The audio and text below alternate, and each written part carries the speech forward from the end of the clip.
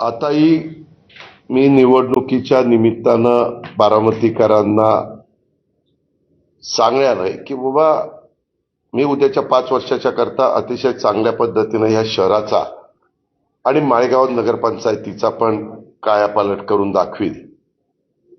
जे काही लोकप्रतिनिधी नगरसेवक नगरसेविका म्हणून निवडून जातात, नगराध्यक्ष म्हणून निवडून जातात, ते त्या भागामध्ये चांगलं काम करून घेण्याची जबाबदारी सर्वस्वी माझी राहील. कारण गेले 35 वर्ष मी तुमच्या सगळ्यांचं प्रतिनिधित्व करतो.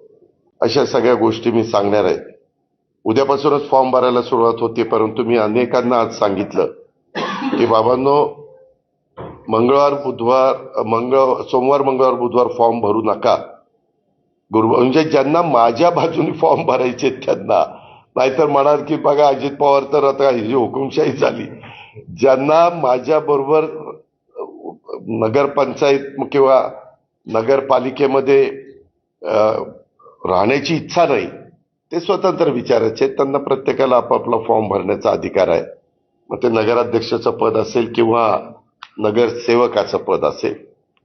म्हणून मी आज माझ्या बहुतेकांना सांगितलं. आणि गुरुवारी मी सोमवार मंगळवार माझे दिवस आता मुंबईत जातील, कारण मंगळवारी कॅबिनेट असतील. तिथली सगळी कामं उरकून बुधवारी मी पुण्याचं सगळं ग्रामीण भाग आणि पुणे शहर आणि ते तिथल्या ज्या काही गोष्टी मला करायच्या त्या चर्चा करायची. पुढचं आपली काय भूमिका, लाईन ऑफ ऍक्शन असली पाहिजे वगैरे वगैरे, त्या सगळ्या गोष्टी.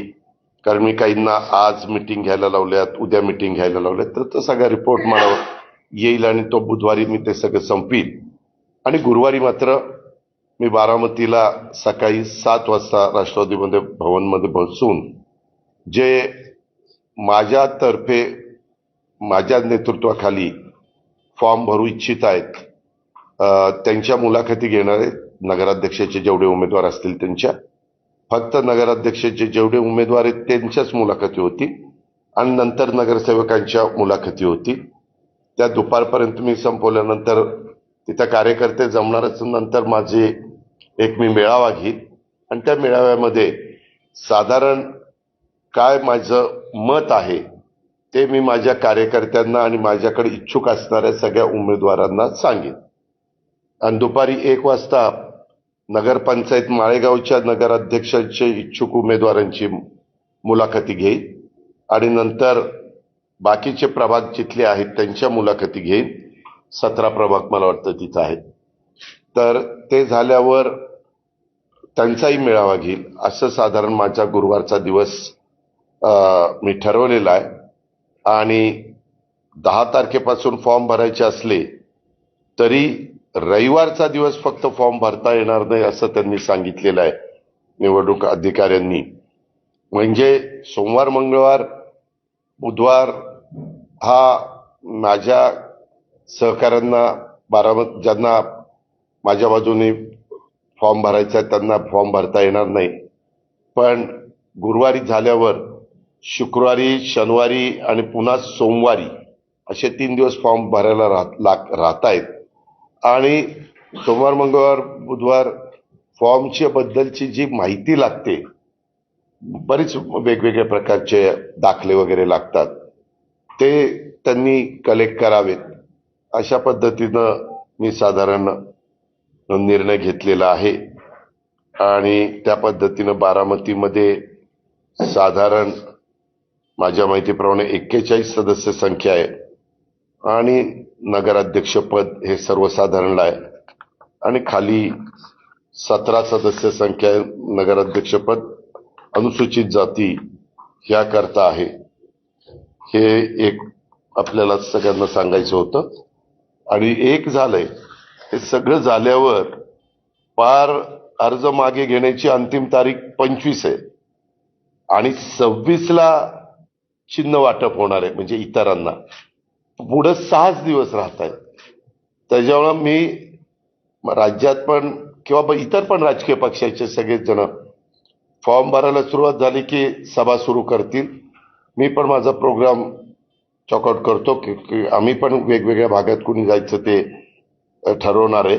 ते उद्याच मंगळवारी ठरवून ती जबाबदारी ज्या त्यांच्यावर देणार आहे.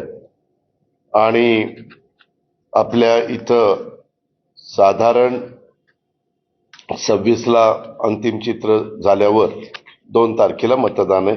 अशा प्रकारची ती एकंदरीत परिस्थिती आहे. पण मध्ये गॅप मात्र मोठा आहे. अर्थात नगरपालिका नगरपंचायतीमध्ये जरी 20 प्रभाग किंवा 17 प्रभाग असे काही असले तरी मतदारांची संख्या फार काही नसती, तुलनात्मक लोकसभा विधानसभेला असती तशी. आता आपल्याच बारामतीतलं जर बघायचं म्हटलं तर 1 नंबरला मतदारांची संख्या 6,500 आहे, पण 2 नंबरला 3500 आहे, 3300 आहे, 3900 असं आहे. म्हणजे सगळ्यांना ते चिन्ह पोचेपर्यंत कुठली अडचण येईल असं मला वाटत नाही बारामतीमध्ये. आणि नगरपंचायत झाल्यानंतर माळेगावमध्ये पण मोठ्या प्रमाणावर कामं करण्याचा प्रयत्न आम्ही महायुतीच्या सरकारच्या माध्यमातून केलेला आहे.